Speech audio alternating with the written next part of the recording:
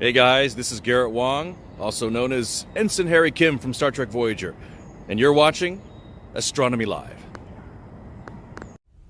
T minus 10, 9, 8, 7, 6, 5, 4, 3, 2, 1, 0. Stop.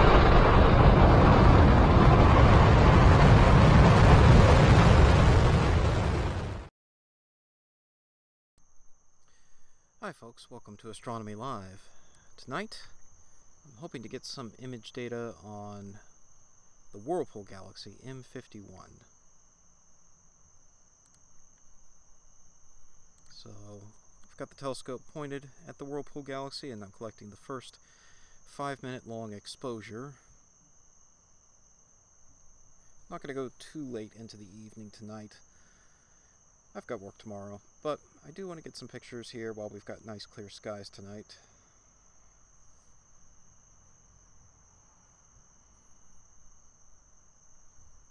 So the first 5-minute exposure is in, now the shutter's closed, and it's going to take a 5-minute dark frame. Not bad, we can already see the spiral Galaxy M51 here.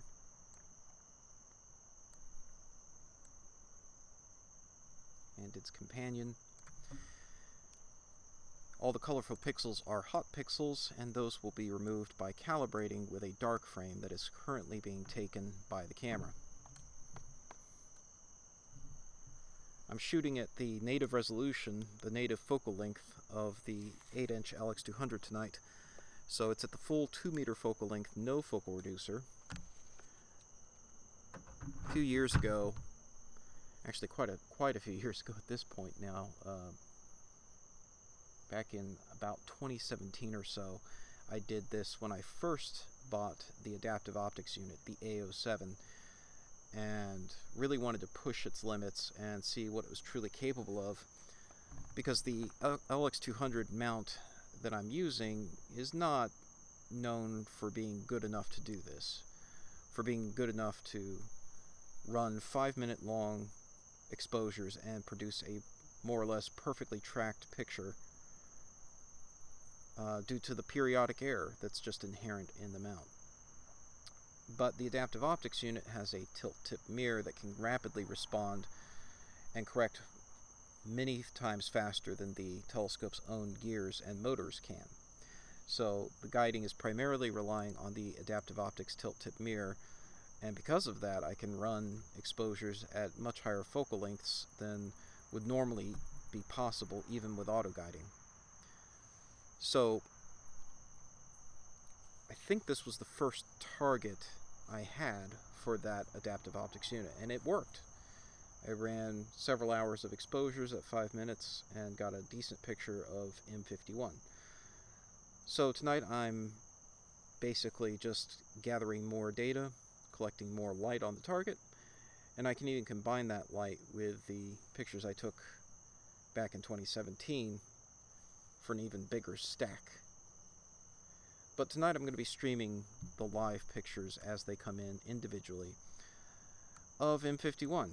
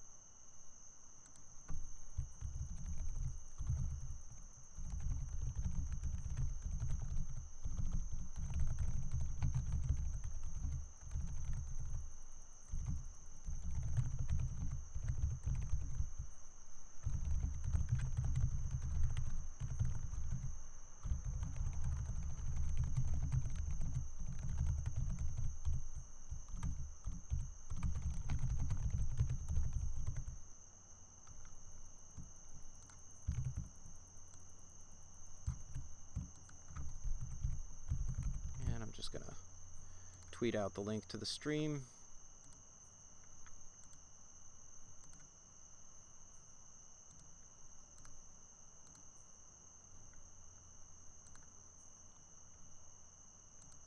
if everything's working. Oh, it's unlisted. Well, that's not helpful.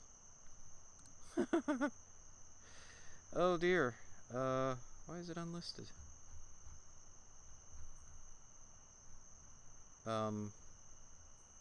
Yeah, that's not great. Okay. What is the deal?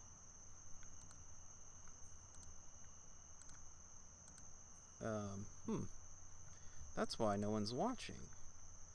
It's unlisted.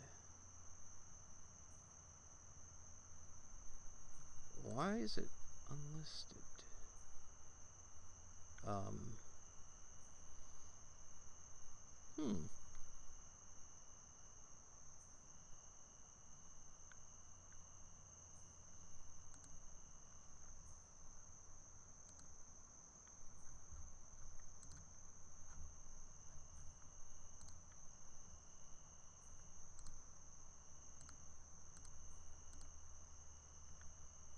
There we go.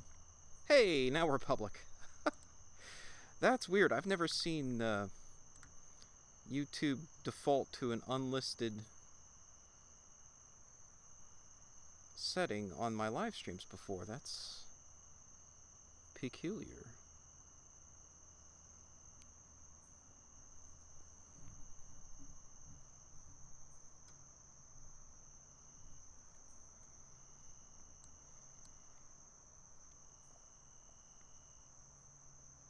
So we're guiding on a magnitude 7 star with 0.05 seconds exposures. The guide rate is 13.5 hertz. Hopefully that's good enough to keep the stars nice and tight on these 5-minute exposures, which really are taxing and test the capability of the scope to guide correctly. As you can see, the Galaxy is kind of down at the bottom of the frame, but that's to be able to get a guide star that is as bright as possible for maximum auto-guiding goodness, maximum adaptive optics goodness.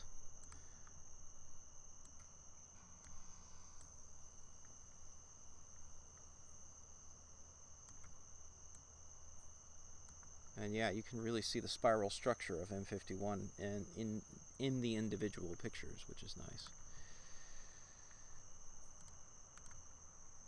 Hey, now we've got some concurrent viewers. Great. Yeah, sorry, folks. Everyone missed the beginning of this stream because I accidentally had it set to unlisted? Question mark. I don't know how I did that, but it's fixed.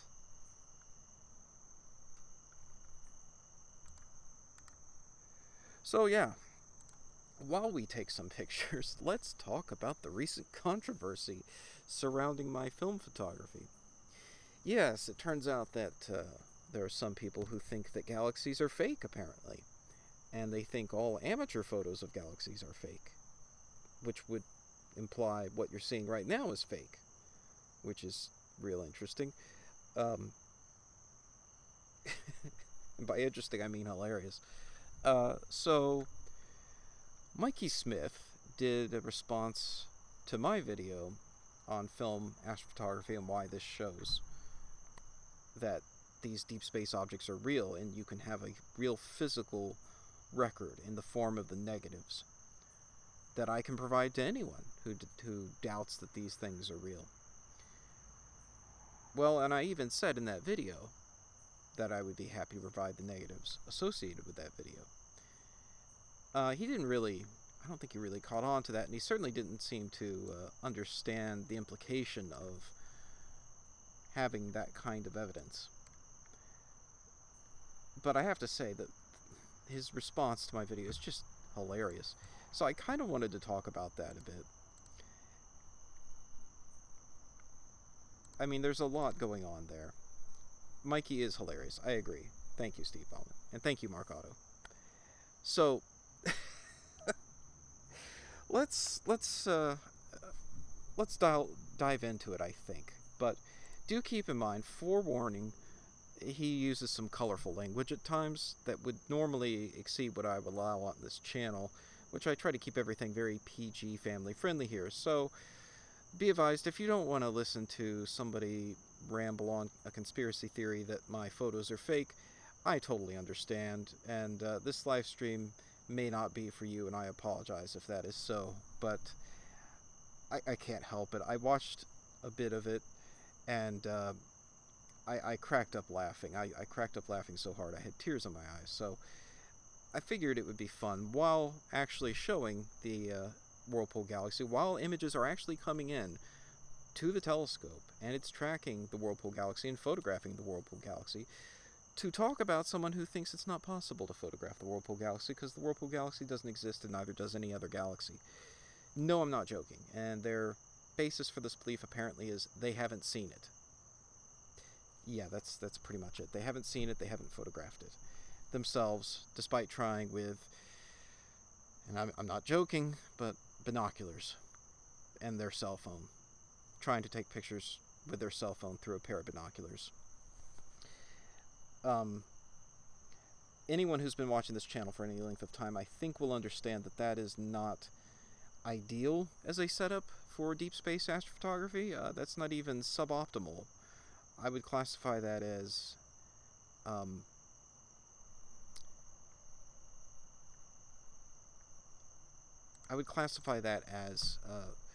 no hope of success.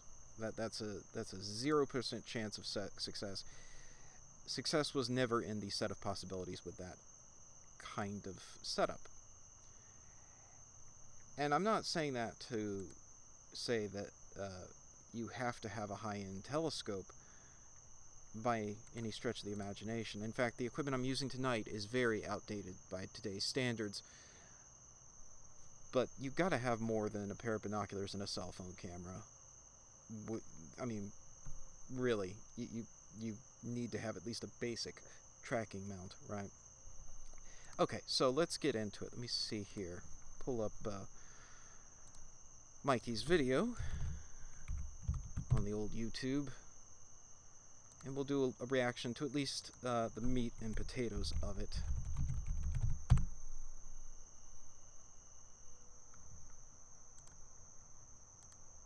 Alright, so let me see here. Grab this, go into OBS here, and set up a browser window. I don't normally do live reactions to people while I'm also streaming, but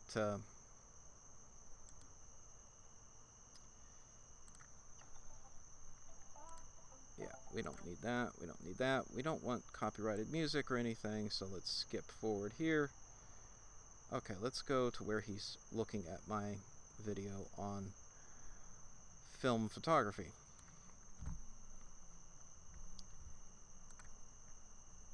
There we go. That's better. But let's rearrange this in OBS. Let's see. I want to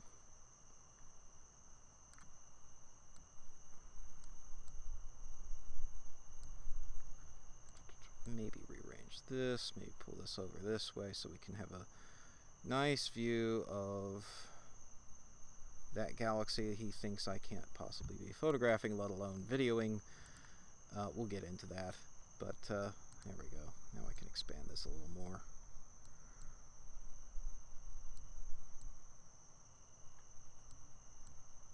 Like so.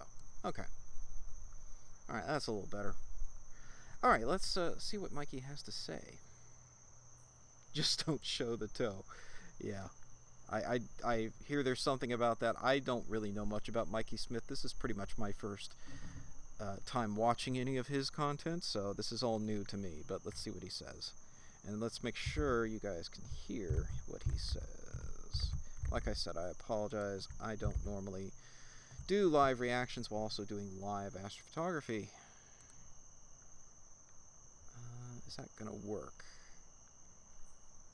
Maybe I need to do desktop audio. Let's see.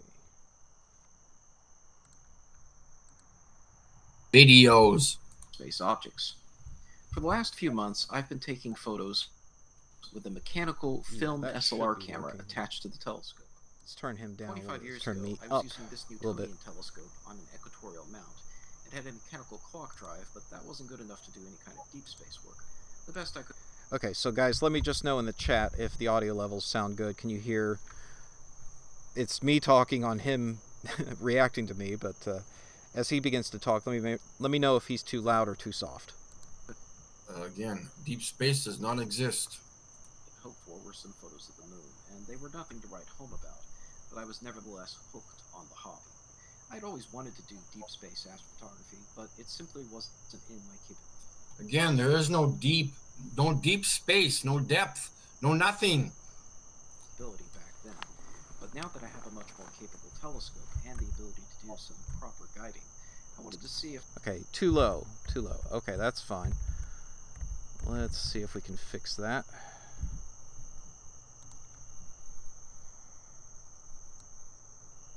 Alright, turn him up. Do this. Alright, let me know. Alright, here we go. Let's try it again. Let's see if this is too soft or too loud. If I could take film astrophotography and actually do some deep space imaging with it. Again, videos would help. And so keep in mind too that he's got my audio on my video down pretty soft on his recording of it, so it's going to be a little soft on that end. There's nothing I can do about that. I've got his audio maxed now, so hopefully he's not too loud, but he will be louder than I am in the recording of my previous video. But go check out my video either on Red's Rhetoric's channel or my channel if you haven't seen it yet, on my journey into film astrophotography and how this applies to his beliefs. Nobody wants to show me videos of anything. Oh, digital. Oh, Mikey, we've got videos. We've got videos for you. Yes, in fact, let me pull it up now.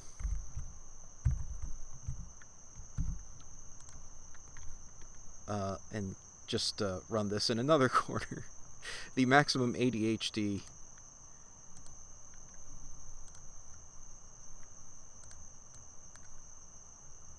sort of stream tonight. We'll have all kinds of content running for you at one time here. So I'm going to pull up a video of the Whirlpool Galaxy that was previously recorded. So remember how I said I've done this before with this telescope at this focal length? Well, here it was.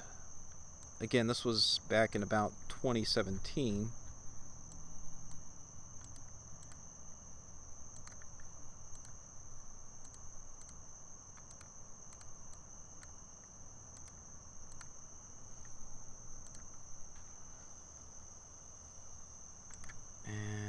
Let me try that again.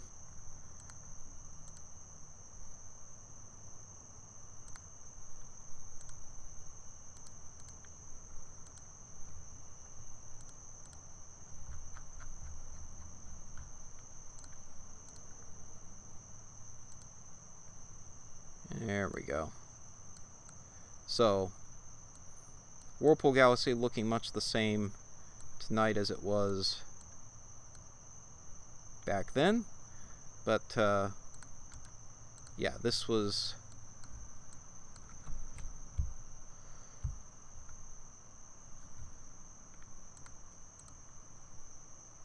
what it looked like back then, and this is a time lapse. Every frame of this video was a 5-minute exposure from when I previously photographed it.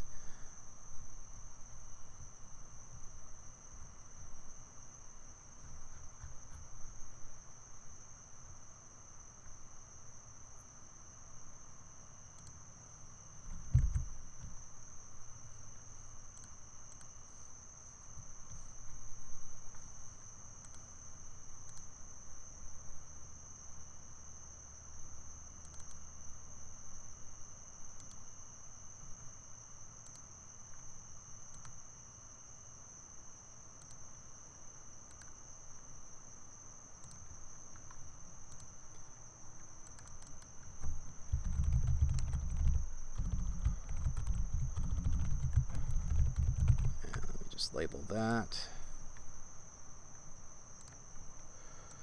This is the old M51 time lapse.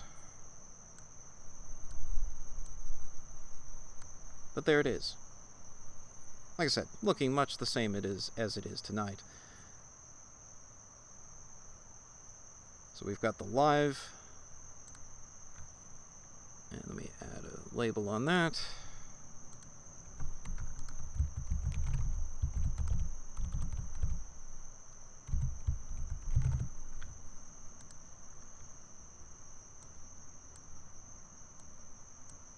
We've got the live image, and we've got the old M51 time-lapse. Alright, cool. Now let's pick back up with Mikey Smith. Digital astrophotography. Oh my God. Again, these are not stars, guys. Stars are not white, okay? Stars are not white. I need to take a screenshot of this so I can document it as his video or his picture. Again, his image. We can average or stack. So, his objection, you'll see later, is based on his expectation of seeing quite severe chromatic aberration around stars and thinking that's what they should look like. Now, the picture he's complaining about here was shot with a narrowband UHC filter, which limits chromatic aberration, as a matter of fact, because you're looking at a series of narrowband wavelengths with the SBIG. But I was using that as reference and comparison to what I was about to present, which is a film photograph of that same nebula. Hundreds or even thousands of frames together to make the final product. Yeah, but on good for you. film, you don't have that luxury. To make matters worse, on film we have a problem called reciprocity failure. The longer you expose film, the less sensitive it is to light. Even before reciprocity failures. Blah, blah, blah. So if he wasn't ignoring it, he might have noticed, like, this photograph here. This is a film photo of the telescope taken with just the SLR camera and its standard lens that it came with. And it's very underexposed, which is why it's kind of gray looking all throughout. The scanner, the film scanner, is trying to do its best at compensating and setting a reasonable dark level, but it's actually picking up a ton of film grain. All that gray stuff, it's really pixelated here by the compression and the recompression of being restreamed several times over on YouTube, but there's a ton of film grain all throughout there. And you'll see that film grain later in the film photos I take of deep space objects. That's just the nature of taking film photos, especially with high speed, relatively high speed film, like 800 speed film. There's a ton of grain. Use your frickin' cell phone. Record a video of what you're looking through your telescope. Starts taking effect. Normal. Well, Mikey, the reason I didn't just use a cell phone, and this is the whole point of the video, was that film photography has a physical record associated with it. The negative. That is the hard physical evidence of what was captured by the camera. You can't fake that. It's a physical object. It's a physical record of what was captured by the camera. So I have that, and I can send it to you if you want to forensically examine it. But you need to do more than just taking screenshots of a YouTube video and trying to pixel peep them. I have the negative. That is the original record. That is the raw picture, not anything I upload anywhere. It's not a digital record. It's an analog, physical piece of film. Speeds of film are inherently less sensitive to light than modern digital image sensors anyway. So let's see what people Old are film saying. SLR cameras can also suffer from a variety Yeah, blah, blah, blah. He wants to tell us how much he knows about film and photography. I don't care. Get to the point, buddy. Show me some real evidence and facts that frickin' galaxies exist. Well, here you go. We're here tonight. Oh, by the way, his friend Flat Earth Reconnaissance, I invited him onto the stream. In fact, let me check my email and just make sure he never responded, because I offered to let him come on, and not only come on tonight, but take control of the telescope and the camera. He could remote control it right now. You know, I'm shooting digital tonight, so that digital deep space camera can be controlled by this computer, and I could give him control of that computer, and he could move the telescope around, he could take pictures with the camera, he could position it however he wants to take a picture of, say, this galaxy. But He hasn't responded. Again, I did send him an email to his the email address he requested that I email him to. Send an email to him, and I did, and he still hasn't responded. So he has the invite, but he has not accepted the invite. Due to their age. This is a light leak on the film due to deteriorating Blah, seals. blah, blah, blah. Deteriorating seals, blah, blah, blah. Camera refraction, this and this. I've been doing this. Actually, let me speed this whole thing up. He goes on for quite a while. We don't have to listen to him at normal speed here. Let's do 1.5 speed. For 450 years, I'm a professional at being a bullshitter. Around the edge of the film compartment. Yeah. Keep The going. first roll of film I shot has a variety of light. Yeah. Maybe back it off a little, 1.25. But I don't think we need to listen at regular speed. Like this, leaving red streaks across the film. Yeah, good for you. Moving on, let's go to, does he have any freaking pictures here? See, he skips over the explanation of what I was doing, what the limitations with it are, the process of getting to those photos. He doesn't even watch the whole video, and it's just a 10-minute video. But he goes on for, how long here? Oh, just about an hour on my video, not even watching the whole 10-minute video.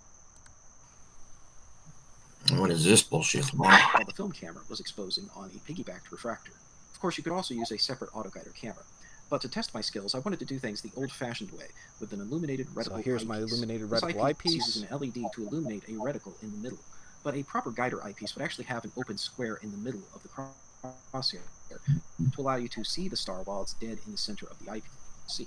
So for the telescope, it has a matte finish that darkens the target and makes it much harder to see. So for the first roll, I focused on the moon, but I found that the focus came out quite... Okay, now this one looks well, again, come on, guys. I don't know, man. This is what did he say? What is this stuff? That's the Orion Nebula with a bunch of stars. Once again, on this first roll, you can also see the effect of light leaking, causing a red blotch and streak Yeah, who cares? I don't care about the red blotch. across the film. But I was happy... I'm not focusing. I don't care about the red blotch. I don't care about this or the red line or the streak. I don't care about any of that. Show me something in the freaking picture. to see that the stars were at least circular, because I was manually guiding the entire length of this 40-minute exposure. Yeah. With a little bit of contrast adjustment, I can see the SLR viewfinder window. Turn off mask. Focusing on a... This roll came out much better. Focusing on a bright star like Sirius yields much better results, but you can't use a batten-off mask, at least not in my experience. Where is the star Sirius here? This is interesting to me because this demonstrates his unfamiliarity with the sky, right? This is the sword of Orion. This is very clearly Orion, the Orion Nebula, and you can see this is actually, the whole sword of Orion is contained in this photo. But you can't see the whole constellation of Orion, let alone Canis Major with Sirius. It's clearly not going to be in the frame. Our field of view is not nearly wide enough here to encompass all of the entire constellation of Orion, plus Sirius and Canis Major. But he's not familiar with that. He doesn't understand that. He somehow thinks we should be looking at Sirius here. I did mention that I focused on Sirius, but I didn't take a photo of it because it was just my focusing target, and this is film here. Every negative is precious. There's very few negatives in the roll, usually 24 to 36 exposures. That's all you get. So, any picture you take, that's eating into that roll, and the roll itself costs money, the development costs money. I didn't really want to blow a whole bunch of pictures on the stars themselves that I'm focusing on because they didn't really contain any useful information. It's just going to look like a star, and when properly focused, the star is just going to be a dot. So he doesn't understand that either, I don't think.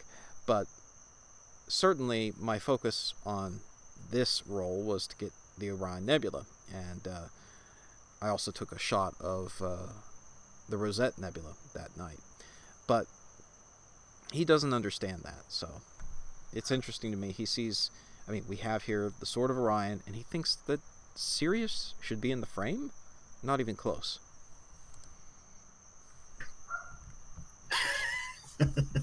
I don't know what this stuff is. I don't know what this is. This looks like Orion's Nebula. This is what this looks like. Correct. Even when pointing at Sirius, it's too dim to see the diffraction spikes through the matte finish of the SLR viewfinder Oh my God! Shut up. window. Enhancing the He really doesn't like me. Oh dear. Contrast of this picture, we can see the Orion Nebula. We can even Yeah. see a hint of the Thank you. I know that shit. Yeah, okay. And so tell me what this stuff is. What is it? What is this surface? There's a surface here, buddy. I need That's film grain. to take a screenshot of this. Running Man Nebula above it, which is a very blue nebula.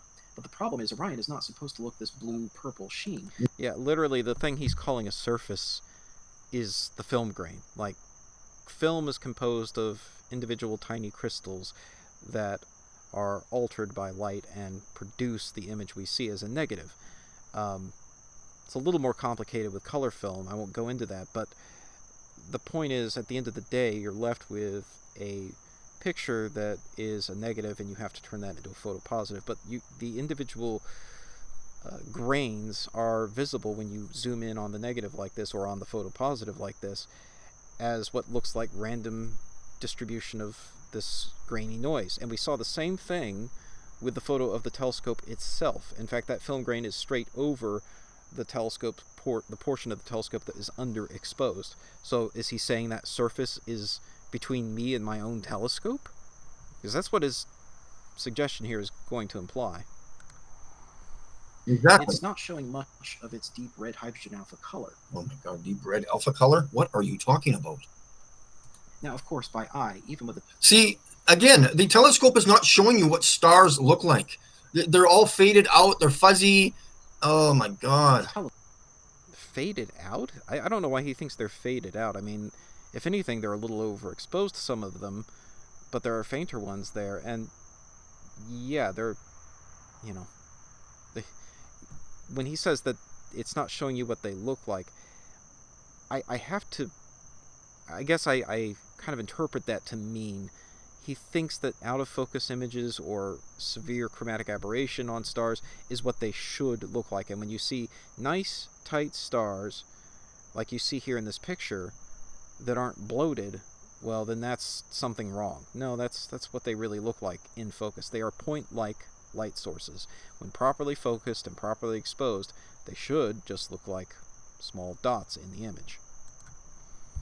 telescope, you won't see the color of the Orion Nebula. The rods of our eyes that provide sensitivity to dim light, like that from a nebula, fine, because as you can see, it just looks like a picture of some stars. You don't even see the nebula. Does that mean the nebula's fake? Doesn't really exist? I'm surprised he isn't saying film grains are the firmament. I'm pretty sure he does say that later on. Blah, blah, blah. Oh my god, what's this? What? An hour-long exposure Oh, of Orion in the original blurry picture that I took. Armed with this information, I came back on a later... Okay, there are not that many stars there. What the hell? What is he doing?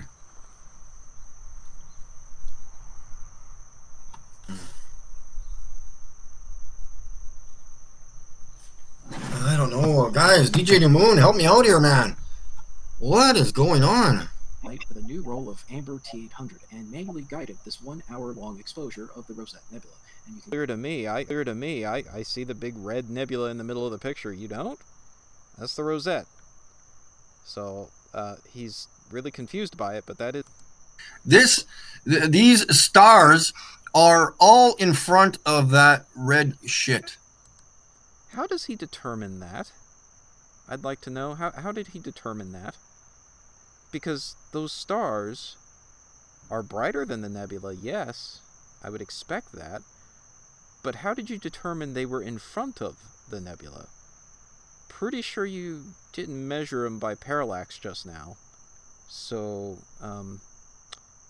how did you determine that they were in front of the nebula instead of shining through the nebula? I'm sure some of them are in front, but not necessarily all of them. Some of them are probably embedded in the nebula. If these are stars, which I'm pretty sure they're not. I gotta take a screenshot of this, guys. This is not... Oh my god. can also see a streak in the lower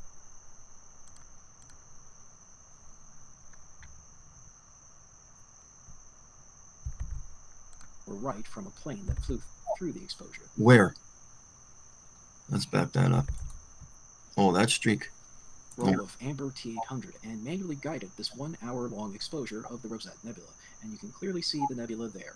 You can also see a streak in the lower right from a plane that flew through the exposure. this 1 hour long exposure of the Rosette Nebula, and you can clearly see the nebula there. You can also here's a 1 hour manually guided exposure of the Flame and Horsehead Nebula. What the hell? The Flame is quite the Orion Nebula, and you can even see a hint of the Running Man above it as well. I don't know, guys. My film photos really confuse him. Screenshot. Yeah, if this is real, you can see the firmament there, dummy.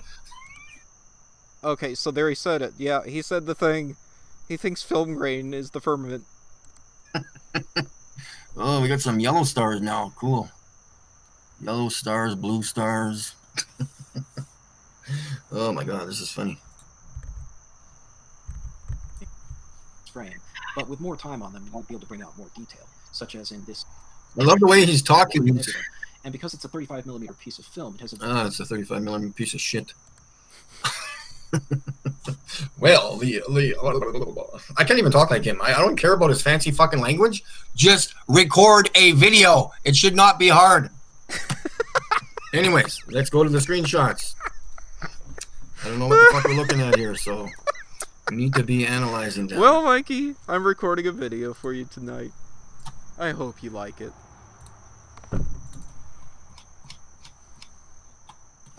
So what do we got here? We got that one, this one. All right, let's have a look here. I don't know what this is.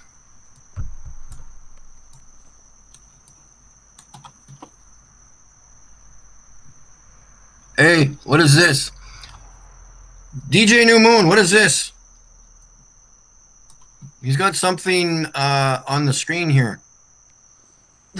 What is this? Something on the screen there. Can you see what this is, Kinda DJ New looks like Moon? my AI watermark. video generation. Yeah, you betcha. Wait, Garbage. Okay, next. let me back that up. He's got something on the screen here. What is this? Can you see what this is, DJ New Moon? AI video generation. Yeah, you betcha. AI video generation. Uh-oh, guys. This whole live stream must be AI generated. AI video generated, because my logo is visible in the top right corner. I got my watermark up there. That's a problem. That means this whole thing is AI generated, according to Mikey Smith. I can't even. Does he really think that watermarks didn't exist before AI image generation? Wow. Okay. Garbage. Okay, next.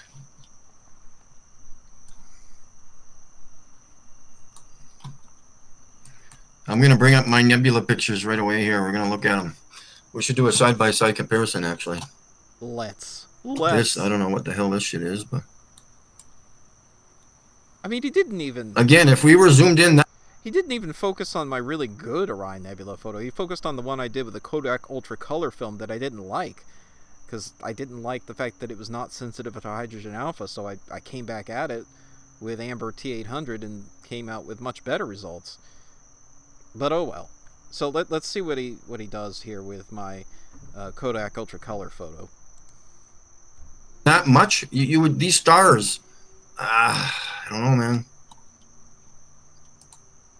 This is hilarious. What is all this shit? There's not that many stars in the sky. Oh.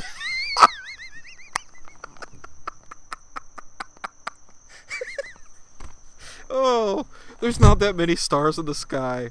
Mikey Smith, 2025. Oh dear.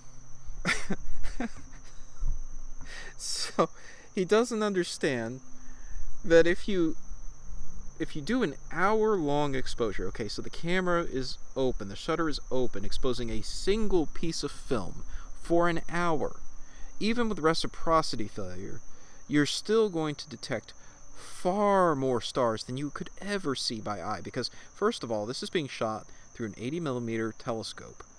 On top of that, it is being recorded for 1 hour. Our eyes process light pretty much instantly. you're not going to see all these stars in the telescope, of course, and you're certainly not going to see them by naked eye. They're, Holy cow! you know, most of these are far, far dimmer than anything we can see by eye. But so he thinks that means there's not that many stars in the sky. So there's no possible way I could have recorded this many stars. It never even occurs to him that you might see more stars with a telescope, let alone with an hour-long exposure through a telescope. I'm sorry, that just cracks me up. Oh, And I wouldn't be so flippant about it if it weren't for the fact that he's accusing me of faking all this, right? He thinks I faked all this and that all this stuff is fake because of what he's saying, because he thinks that there's not that many stars in the sky. Okay.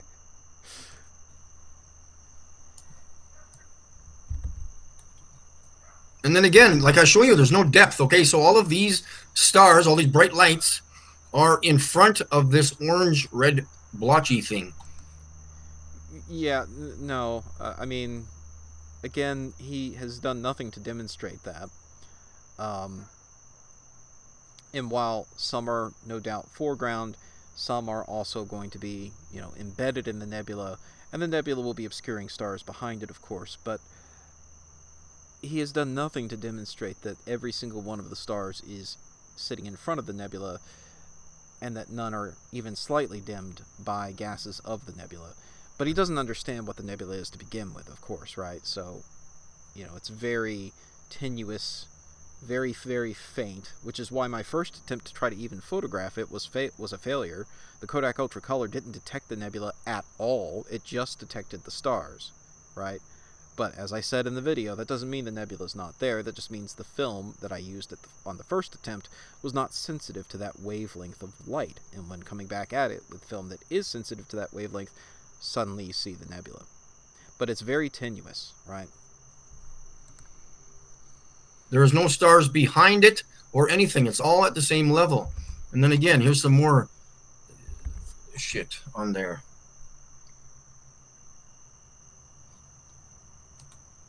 No thanks. All right, so we'll bring up his fancy nebula thing here. Where's the other one? This one. No, I gotta find my nebula stuff. I think I have one somewhere here.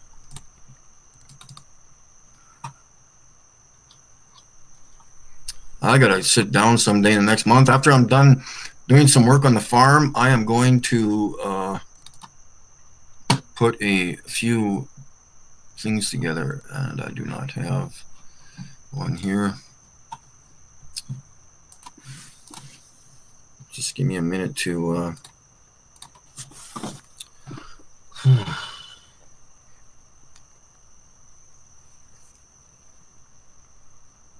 don't understand this. So derp, it's fake. Interesting. I'm going to that washroom. I'll be back in 2 seconds. And we will compare side by side. Alright, let me see if I can skip forward a bit to where he does the comparison.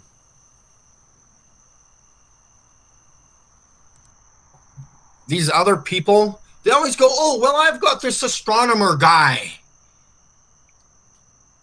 Oh, yeah, well, I've got this Michael Jordan guy. Does that mean I'm making, my net worth is $3.5 billion? And that I'm a professional basketball player? Do your own goddamn work. It's not hard, guys. Oh, I don't agree with the harsh language, but I do agree with the sentiment. Yeah, absolutely, get out there. Do your own work. Take your own pictures of the night sky. And that's why I try to show you guys how I do what I do. I went through a step-by-step process there in that video showing you how I did this on film. And there's a reason for that. I want more people to do it. I want more people to get into the hobby and experiment with these things and try, you know, shooting it on film even. I mean, you can buy, as Drunk Debunk Show pointed out, you can buy a C-Star S50 or what have you, a smart telescope, and it'll automatically align itself, and it'll help you take pictures of the night sky very quickly without having to even know that much about how to operate a telescope necessarily. The technology that's available these days is incredible, and personally I recommend a more manual type of telescope like what I use. But if you want, you can invest in a sea star, and they're not even that expensive really, and take pictures of the night sky and get really nice pictures of galaxies that he thinks don't even exist. But if you don't trust, say, the digital technology, if you think they're inserting fake pictures into your telescope, what have you, you can go with a full mechanical film camera like I did and take pictures of the same objects, and guess what? They're there. They're real, and they will show up on your film if you correctly expose it long enough. But these are very, very faint objects, and they require very, very long exposures, especially on film. And that's what I was showing. And I have the negatives to prove it. So, Mikey, if you want to have a debate about this, I'll be happy to debate you on it. But I'm going to bring the negatives to the debate, and I'll offer to provide them to you. Because trying to pixel peep on screenshots of my YouTube video, that's not the primary source, really. That's not the original material. The original raw is the analog, physical, photographic negative. Well, I've got this brain surgeon as a cousin. That doesn't mean someone's going to show up at my house and I'm going to perform brain surgery on him. So, he goes on this rant about the difference between knowing someone who's an expert in a subject and knowing how to do it yourself.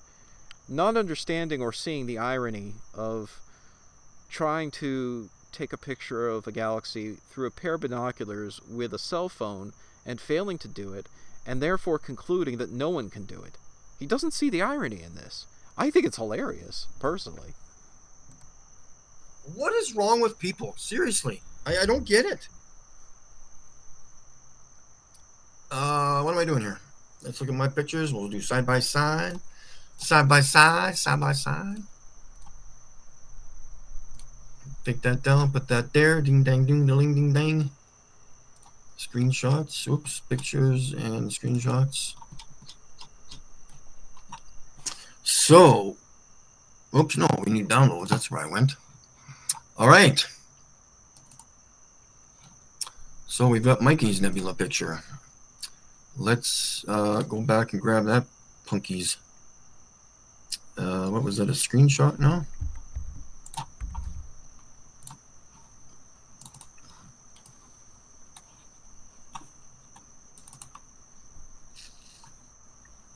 There was one here.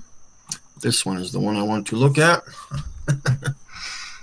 Okay, so let's do that. We'll take this one over here.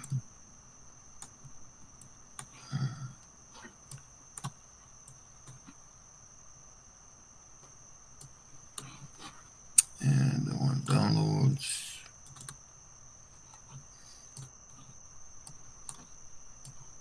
Okay, so come on.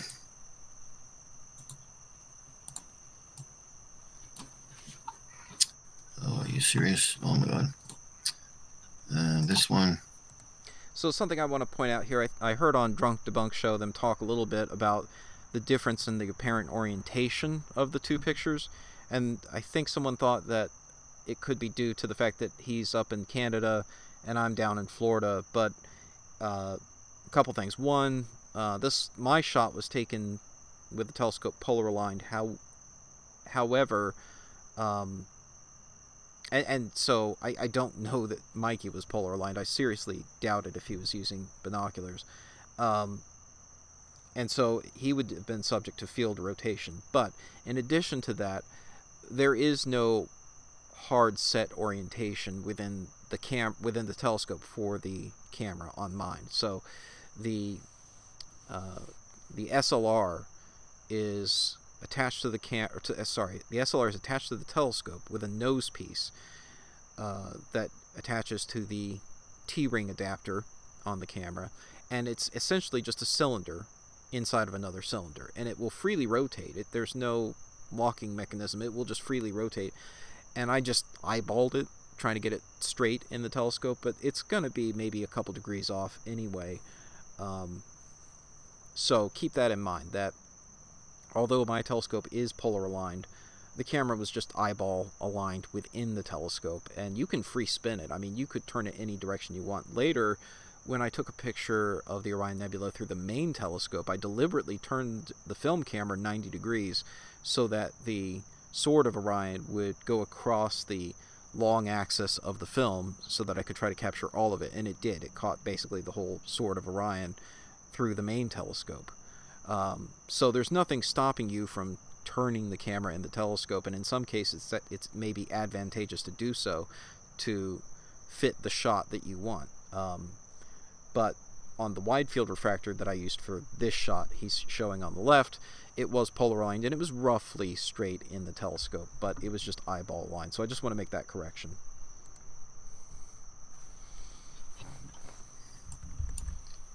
So you tell me which one you think is real.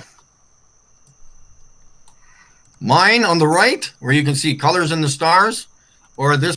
So yeah, look at his on the right. You see real obvious signs of chromatic aberration here. You see like a red fringing on one side and blue fringing on the other.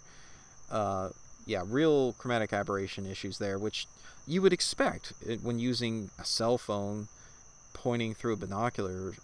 You know, that's my understanding. That's his equipment. That's what he's doing. He's trying to point a cell phone through a pair of binoculars, and in fact, he wants to buy really expensive binoculars instead of investing less money to get a proper telescope. This piece of crap on the left.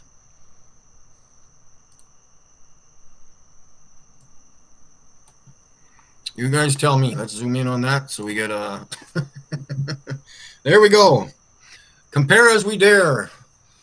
Milk is milk. So we've got nice colors here. I'm not sure where the colors are here. No. I mean, and let's also keep in mind here, the shot on the left was with a simple Orion ST80, a cheap achromat telescope. I mean, this is a telescope I bought back in the day for $100. The company that makes it isn't even in business anymore, okay? They went belly up. Yet, it's showing less chromatic aberration than his photo on the right. Now, a large part of that is the fact that I am using film, and as I mentioned in my video, it's less susceptible, or at least it will not display as much chromatic aberration even when using a cheap achromat, because the film is not as sensitive over as wide a portion of the spectrum as an unfiltered CCD or CMOS sensor. A modern digital sensor, especially one like the SBIG I'm using tonight, if it's modified to not have any kind of IR blocking filter on it, or UV blocking filter on it, it's going to see beyond the visible spectrum into the IR, into the UV. It's going to be sensitive over a much wider portion of the spectrum than a typical film emulsion, especially one like Kodak Ultracolor that is designed to color balance for a typical daytime shot. And as a result, it won't exhibit as much of the chromatic aberration. You won't see it as much in the film, at least in my experience. And even when using the Amber T800 that had a better red response, it still doesn't show as much chromatic aberration as a digital sensor does. But that's a good thing. Like, that's a positive to an astrophotographer. We don't want a bunch of chromatic aberration. That's an artifact of your imaging system. That's not inherent to the star, which is why if you use better optics, like when I use the main telescope itself, the Schmidt-Cassegrain, that does not suffer from nearly as much chromatic aberration, you really don't see it. You see the nebula, you see the stars looking the way they should. Nowhere to be found. Stars are not blue or whitish blue or crystal blue. They actually have color in them, and you can actually... Yeah, they do have color in them, and especially in the Amber T800 shots that had better sensitivity to red. If you look at the shots I took, like the shot of the Rosette Nebula he looked at earlier, you can see the colors in the stars. It's just what you don't see is tons of chromatic aberration, and that's what he's looking for and what he's not seeing in my shots. And he thinks this is evidence that my shots are fake. Do you see? There's a nice star there. Do you see that star there? Nope. All faker, fake, fakey, fake. Fake on the left, truth on the right. Fake on the left, truth on the right. Fake on the left, truth on the right. Oh, dear. Well, Mikey, if you think the photo on the left is fake, I got a problem for you, and that is the fact that I have the photographic negative. Yeah. There's a negative that corresponds with that image. That is an actual film photograph, and I have the negative to prove it. So, here's the deal. If you think that's fake, message me, DM me, send me your address, your mailing address, and I will mail it to you. So, yeah, no, that's not fake. It's just not showing the level of chromatic aberration that your photo shows. Shall I keep going? But as Andrew Kroll says in the chat, all things considered, I'm impressed he got anything at all. Yeah, I mean, he actually got a photo of the Orion Nebula. You can see it. Yeah, it's got chromatic aberration. The tracking's not perfect. But, you know, when I was starting out, I couldn't do that. Granted, I didn't have, a digital camera when I was starting out. I was literally starting out on film with that cardboard tube telescope you saw at the beginning of that video. But, he actually did get a photo of the Orion Nebula. Good for him. So it's kind of funny then that he still thinks that my photo of the Orion Nebula is fake because it doesn't have the chromatic aberration his photo has. Point.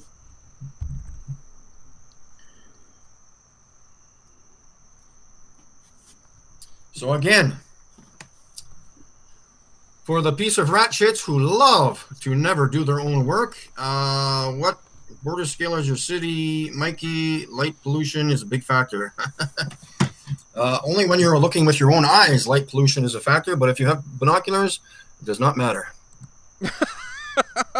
Oh, I wish that were true. Oh, how I wish that were true. According to Mikey Smith, if you have binoculars, light pollution is not a factor. Yeah, no, that's not the case. Now, if you're doing narrowband imaging, which you wouldn't be doing with binoculars in the first place, again, but if you've got a telescope and you're doing narrowband imaging to produce a false color photo of a nebula, like the kind of false color photos you see from Hubble Space Telescope all the time, then yeah, in that case, light pollution really doesn't much matter, and you can see all kinds of nebulae with narrowband filters. No problem. From the middle of a light polluted city, you can do it. It's doable. But when just using binoculars and your eyes, yeah, no, light pollution matters, and it benefits you to go to dark skies away from light pollution, where you'll see more. You can see the Andromeda Galaxy with a pair of binoculars fairly easily from moderately dark skies, or just, not the middle of, say, I don't know, downtown Orlando or something, right? You get away from the light pollution a little bit, and you can see it. Heck, I went to school in Orlando, okay? I mean, I've seen even the Andromeda Galaxy in what is essentially downtown Orlando, but not easy to do, even with binoculars. But you get away from the light pollution a bit, yeah, no, you'll see more. So, highly recommend Mikey Smith get out, out of the light pollution and go somewhere darker. And if you learn how to do some basic star hopping, going from star to star, and you go to where Andromeda Galaxy is on a star chart, you'll find it, and you can see it with a pair of binoculars. Now, trying to get a picture of it with your cell phone through those binoculars, that's not going to be as easy. But you can see it by eye through the binoculars. Not impossible. Not at all. I'm actually out in the country, so there is no city within an hour's drive of me, so good luck with that one. Yeah, so this is the truth on the right, fakery on the left. Da, da, da, da, da. Yeah, totally normal reaction, right? Yeah, he's not bothered at all. Not bothered. Well, Mikey, like I said, I've got the photographic negative for the photo on the left, and if you want it, I'll send it to you. Not sure where these, so let's, again, these aren't even the correct stars. So here's the nebula. So, okay. So he says those aren't the correct stars. I mean, literally, it is. They're just at slightly different image scales. his is more zoomed in there than mine on the left, but yeah, it's the same stars. So we go down, down to the left. So are these 2 stars supposed to be these ones? Yes. I mean, pretty much. Let's see. No, not quite, not quite. Okay, so those 2. So the one on the right in mine is the one on the left in his. The one that's right at the edge. Okay, so yes, one of those 2 stars in mine is in his. It's just his is more zoomed in, so you can't see the one that's just to the left on mine, where he's got his mouse cursor. These look like blue, white dots. These are actually real stars. Again, he's mistaking chromatic aberration for the color of the star itself. And as we pan down, we will see a nice big bright. What? He just panned past the nice big bright star. The one that's in his? Yeah, that was in mine, but he just scrolled it up past the photo. Like, he didn't understand that is the bright one in mine, but he just moved he just panned the image so you can't even see it anymore. Bright, colorful star, which you do not see in this guy's picture. It's right there. It's right there. It's right at the right edge. Right where it meets his photo. Yep, that's the bright star. Whatsoever. Nowhere to be. Oh, there it is. Okay, so you can see the brightest star in my photo is the bright star in his, and then just slightly down and to the right of that is the other slightly dimmer star, and it's kind of like a cluster of a few stars there, right? So, no, it's the same stars. He doesn't understand that those are, he's looking at it right there, which is going to be a challenge for him if he tries to do star hopping. He needs to learn how to do some pattern recognition there and identify that is the same pattern. I mean, it's almost the same orientation. It's really not that different. So it's kind of surprising. The only difference there, the main difference, is the image scale. His, again, is more zoomed in than mine is. Be found. This is fake, bullshit, and go to hell. So the other thing about the zoomed in part of this, from what I've heard from Drunk Debunk Show, is what he does is he takes his picture with his cell phone, then he zooms in on his cell phone on his own photograph, and then he takes a screenshot of him digitally zooming in to the picture, and then that's what he presents. Okay, so that's like digital magnification of your cell phone shot. Okay, so yeah, obviously I didn't do that, all right? I'm just presenting the photographic scan, the scan of my photographic negative in my video. And to be clear, even with the 4K video that I put out there, the original negatives, the scans of them, are very high res, even higher than I could fit in a 4K video. So if you want that, I can provide that too. I can provide the original TIFF files of the scans of the negatives. Those are very high resolution, but they're so high resolution, you're just gonna, if you try to zoom in on that, you're just gonna get into the grain, the literal film grain. You'll see like every little individual grain in that 800 speed film, right? But yeah, for obvious reasons, I didn't want to over magnify the scans and then just be staring at individual bits of film grain in the negatives. I will take a screenshot of this screen, doing a side-by-side comparison of what I'm recording and what this bullshit artist is recording. So let's zoom that down a little bit so we can get some more screenshot. Beautiful. So this guy on the left can go fuck himself, and I will continue on revealing the truth. Again, this guy is not... Apologies for the harsh language here. Again, this is exceeding what I would normally allow on the channel, but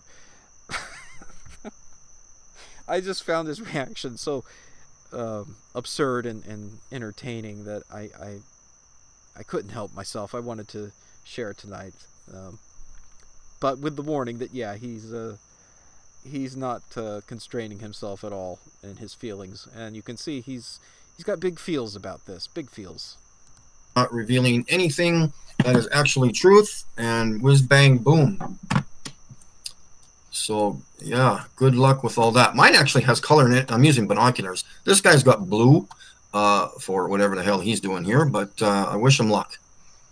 And for all the bullshitters on my stream right now, I wish you guys luck because I present the truth. And moving on to the next one. Okay, so that's pretty much all he does on my video, but oh yeah, it's something, I tell you what.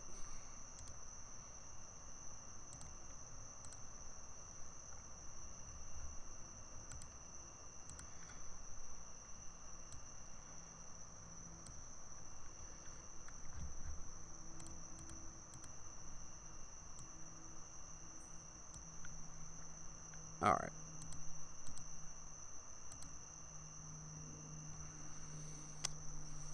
So back to tonight's image of M51. Everything's looking good so far.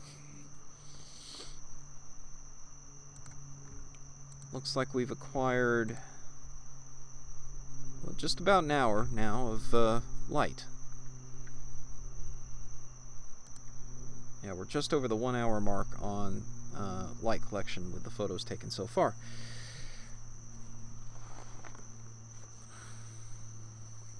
So he insisted that I wouldn't be able to get video of it, which, I mean, technically this is a really low speed video, 1 frame every 5 minutes. But it is live, quote-unquote, video of the Whirlpool Galaxy.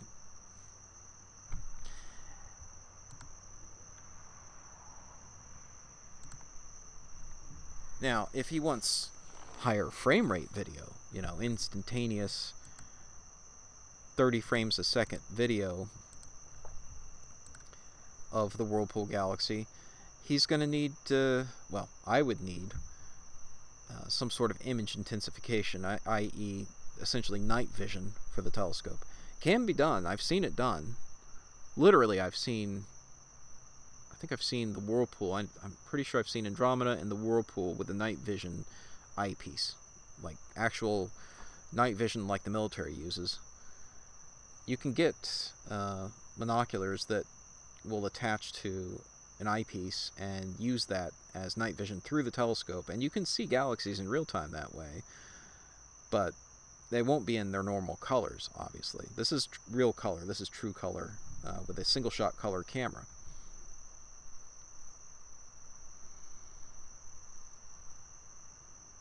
And I don't think Mikey Smith would be satisfied with a night vision image of it. So we'll settle for long exposure, real-time photos of it here tonight. And if he wants, you know, physical proof of it, well, I can mail him the negative.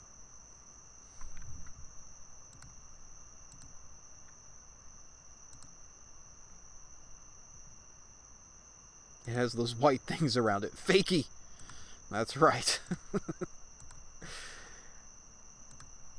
So, looking at the max brightness in the image, it's actually currently 36,475. That's only about halfway to maxing out the brightness on the CCD. So I'm not actually overexposing anything in the frame, but CCD Soft, the software I'm using to acquire these images and display them live, is doing its own contrast adjustment automatically, and it's kind of oversaturating the brightest parts of the galaxy here. But I'll do my own processing, obviously. And actually, I've got my own code that I've written to convert the high bit depth FITS files into 8-bit images.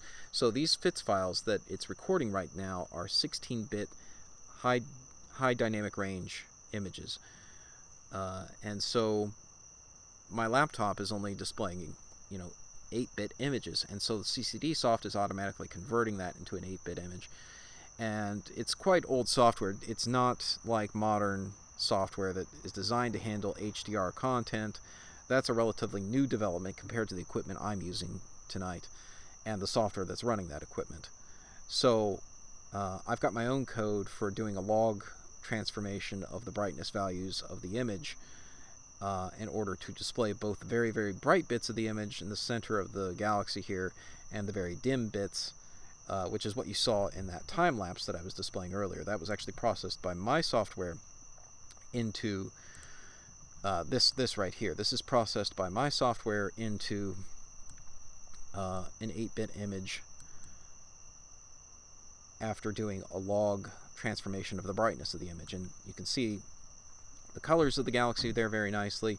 You can see the colors of the stars, not with chromatic aberration, of course, but the actual stars do have color to them, and the core of the galaxy is not as overexposed as it looks in the live image right now, because again, this is after processing those FITS files by taking the log of the brightness. Our eyes actually perceive brightness values not linearly, but in a logarithmic fashion, and so going into the history of astronomy for a minute, the magnitudes of the stars, the values that astronomers assign as the brightness of the stars, the magnitude scale itself is a logarithmic scale because it was originally set by astronomers looking up at the sky and classifying based on what their eyes were seeing, what they thought was magnitude 1, magnitude 2. But in reality, our eyes actually respond to light in a logarithmic fashion, not a linear fashion. And so taking the logarithmic basically applying a logarithm to the brightness values of the image to produce essentially a tone-mapped version of that image produces something similar to what our eyes would see if they were sensitive enough to pick this up, but of course our eyes cannot. Each one of these frames is a 5-minute exposure, and the rods of our eyes that perceive very dim light do not perceive color. So even if you could see the galaxy like this, you still wouldn't see the color with your rods because your rods are not sensitive to color. The cones of your eyes are.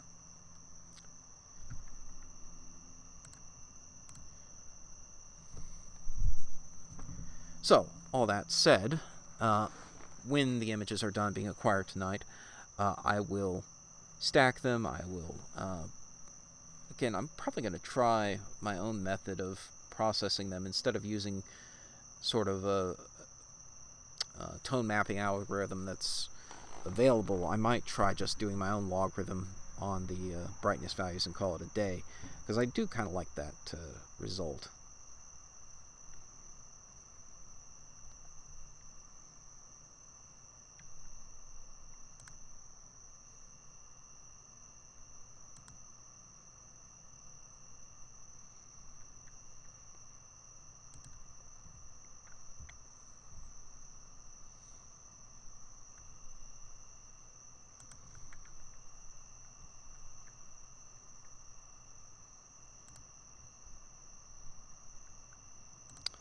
Alright. So now that we're done with Mikey's rather amusing response to my video, I'm going to put on some thematically appropriate music here for you all, and I'm going to go get a drink of water. So I'll be back in a bit.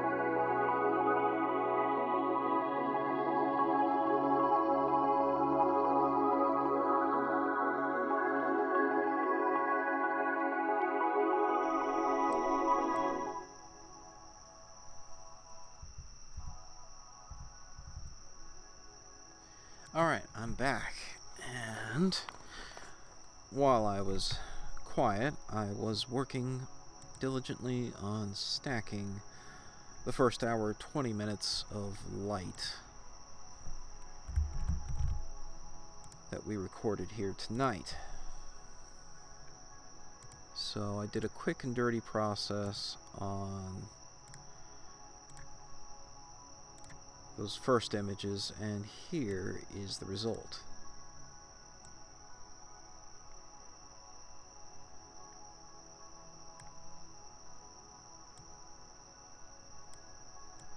Not bad, I say.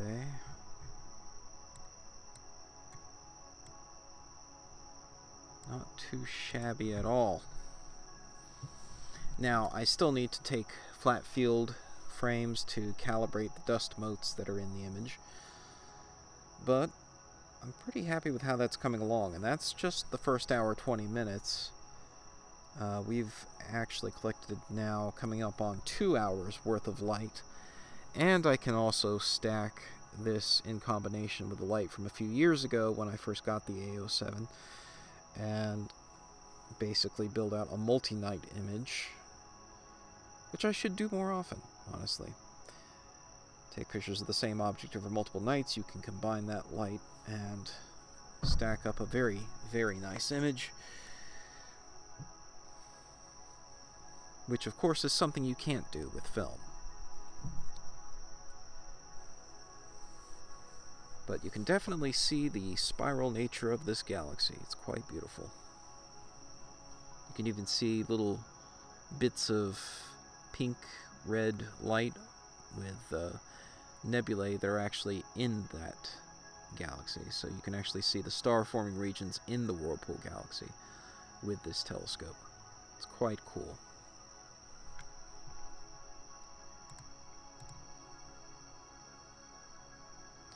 Thank you, Monkey Cat Pat Pat. Yes, and Mikey Smith, if he sees this far into this live stream, which I suspect he won't, but if he does, he will have an absolute breakdown and conniption fit, I'm sure. But he and Flat Earth Reconnaissance are welcome to come on my streams and welcome to remote control the telescope for themselves. They, too, can take a picture like this of this galaxy with my equipment. I'll let them do it. Here's the live image right now. We're coming up on the 2-hour mark. This will be image 24 at 5 minutes apiece. That's 2 hours of light completed in 24 seconds. So if they want to come on the stream, they can remote control the scope themselves.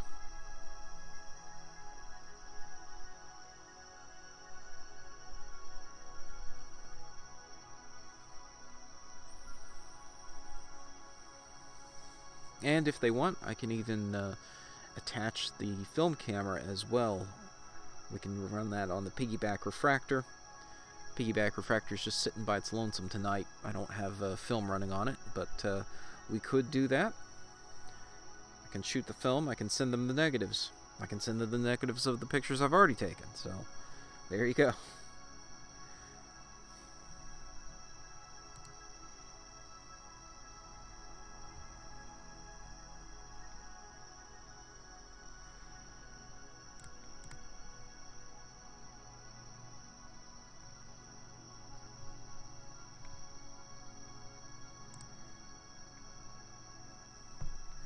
So with 2 hours of light collected, I'm going to call it a night here because it's midnight and I got work in the morning. So I'm going to be doing the responsible thing and calling it a night here. I think we got some good images.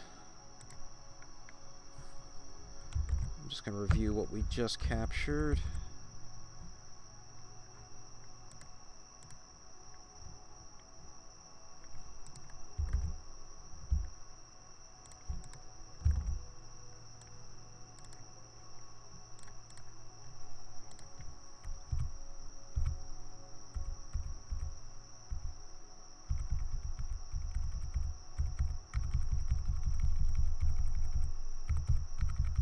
That's looking good.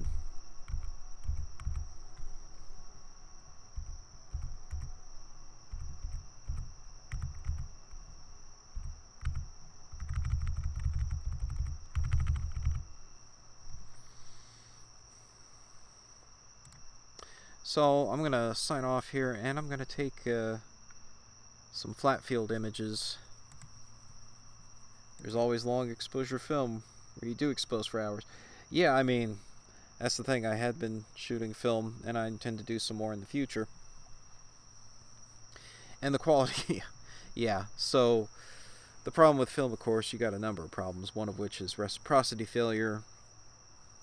And, it's just an inherently far more challenging medium to work in. And you can't take advantage of the adaptive optics like I'm doing tonight. I've got this tilt-tip mirror adaptive optics unit running. You can see the guide star up there in the top left. it's making 13.5 corrections per second based on the position of that guide star to correct for atmospheric turbulence as well as guiding corrections for the telescope. And you just can't do that with film, so the quality is naturally not going to be as good. And yeah, you so much as bump the scope, oh, and you're done. I mean, I did ruin 1 or 2 film photos where I was manually guiding and I bumped it, and sure enough, I saw that star I was guiding on bump out of the crosshairs, and oh, it's heartbreaking. I remember I was 15 minutes deep into a photo, I think on the horse head, and I did that, and it, yeah. You just stop the exposure there, fast forward the film, advance the film to the next frame, and you say, oh, well, no sense in chasing good photons after bad, and fire up a new exposure, start over, go again.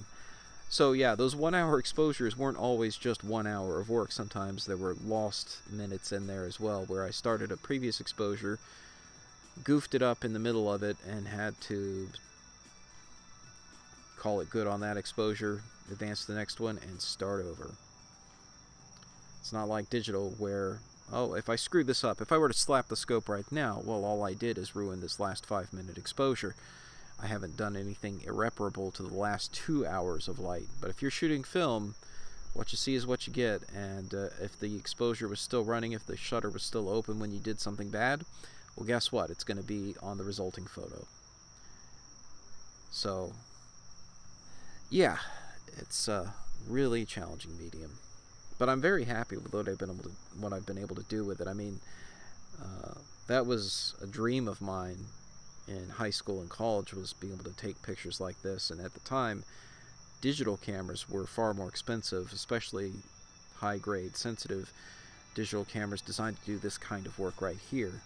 The camera I'm using tonight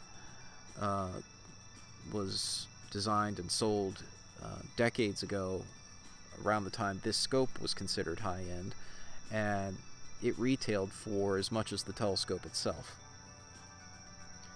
So being able to do this with film has been personally rewarding for me, because that's something younger me would have really liked to have done, but I didn't have a telescope